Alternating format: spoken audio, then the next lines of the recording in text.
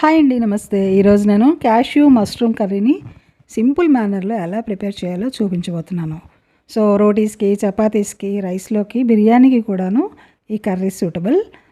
ఇందులో జీడిపప్పు కూడా యాడ్ చేస్తున్నాం కాబట్టి క్రంచీగా ఉండి చాలా బాగుంటుంది. ఎక్కువ హైరానా లేకుండా సింపుల్ మెథడ్లో కూడా చేసుకోవచ్చు. అది ఎలాగో ఇప్పుడు మనం చూసేద్దాం. Welcome back to recipes.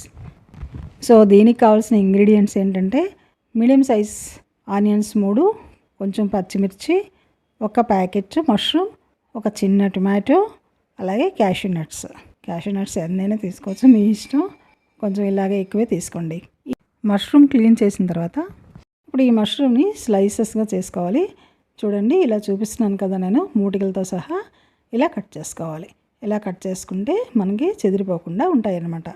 ఇప్పుడు ఒక చాపర్ తీసుకొని దాంట్లో పచ్చిమిర్చి ముక్కలుగా చేసుకుని వేసుకోండి, ఉల్లిపాయలు ముక్కలుగా చేసుకుని వేసుకొని చాప్ చేసుకోండి. చిన్న చిన్న ముక్కలు వచ్చేటట్లు చాప్ చేసుకోండి.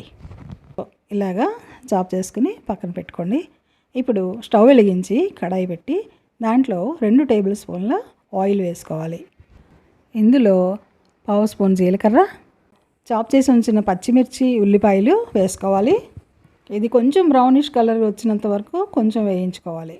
ఎక్కువ బ్రౌన్ కలర్ వద్దండి, కొంచెం బ్రౌన్ కలర్ వచ్చిన తర్వాత ఇందులో 1/2 స్పూను పసుపు, 1/2 స్పూను అల్లం వెల్లుల్లి పేస్ట్ వేసుకొని కొంచెం కలిపిన తర్వాత హాఫ్ టొమాటోయే తీసుకున్నాను నేను, చిన్న చిన్న ముక్కలుగా కట్ చేసుకుని ఇందులో వేసేయండి.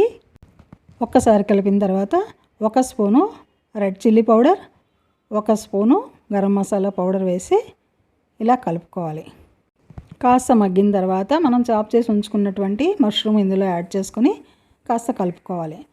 కలిపిన తర్వాత మంటని చిన్నదిగా పెట్టి సిమ్లో పెట్టి మూత పెట్టుకొని మగ్గనివ్వాలి. 2 నిమిషాలు మగ్గుతుంది. ఈలోపు మనం పక్కన ఉన్న బర్నర్లు వెలిగించి అందులో చిన్న కడాయి పెట్టి అందులో 1 స్పూన్ నెయ్యి వేసుకొని జీడిపప్పుని వేయించుకోవాలి. కొంచెం బ్రౌనిష్ కలర్ వచ్చినంత వరకు వేయించుకొని పక్కన పెట్టుకోవాలి. సో చూసారా, మగ్గింది. ఆయిల్ కూడా పైకి కొంచెం తేలింది కదా, సో కొంచెం మగ్గిందని అర్థం అనమాట. ఇది సిమ్లో పెట్టి చేయాలండి ఈ ప్రాసెస్. ఇప్పుడు ఇందులో ఒక చిన్న గ్లాస్తో 1 గ్లాస్ వాటర్ వేసుకొని ఒకసారి కలిపి మూత పెట్టుకోవాలి. టొమాటో ఫుల్గా వేయొద్దండి, పులుపు వచ్చేస్తుంది. మష్రూమ్కి పులుపు పట్టిందంటే టేస్ట్ అంతగా బాగోదు, అందుకని సగం వేసాను. మీరు బెంగళూరు టొమాటో అయితే ఒక మోస్తరు టొమాటో ఒకటి వేసుకోవచ్చు, అది పుల్లగా ఉండదు కదా.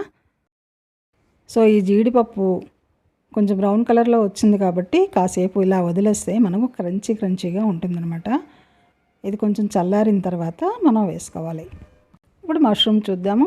కర్రీ అయితే ఉడికిందండి.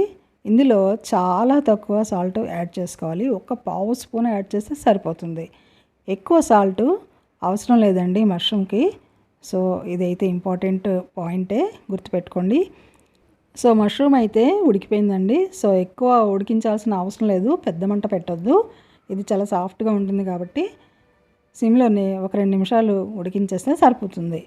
ఈ జీడిపప్పు ఆల్రెడీ మనం ఫ్రై చేసి ఉంచాం కదా, రోస్ట్ చేసి, అది వేసేద్దాం. వేసిన తర్వాత వెంటనే స్టవ్ ఆఫ్ చేసేయండి. స్టవ్ ఆఫ్ చేసిన తర్వాత కొత్తిమీర, సన్నగా తరిగిన కొత్తిమీరని స్ప్రింకిల్ చేయండి. జీడిపప్పు వేసిన తర్వాత స్టవ్ ఎందుకు ఆఫ్ చేయమన్నానంటే ఈ జీడిపప్పు క్రంచీగా చాలా బాగుంటుంది. మామూలుగా ఇలా తింటేనే బాగుంటుంది. సో అందుకనే కర్రీ దించే ముందే మనం జీడిపప్పుని యాడ్ చేసుకోవాలి. సో చూసారు కదండి, ఈ వీడియో మీకు నచ్చిందని అనుకుంటాను. నచ్చితే థమ్స్ అప్ ఇవ్వండి. మరిన్ని వీడియోస్ కోసం ఛానల్ని సబ్స్క్రైబ్ చేసుకోండి. ఇంకొక మంచి వీడియోతో మళ్ళీ కలుద్దాం. అంతవరకు టేక్ కేర్, బై బాయ్.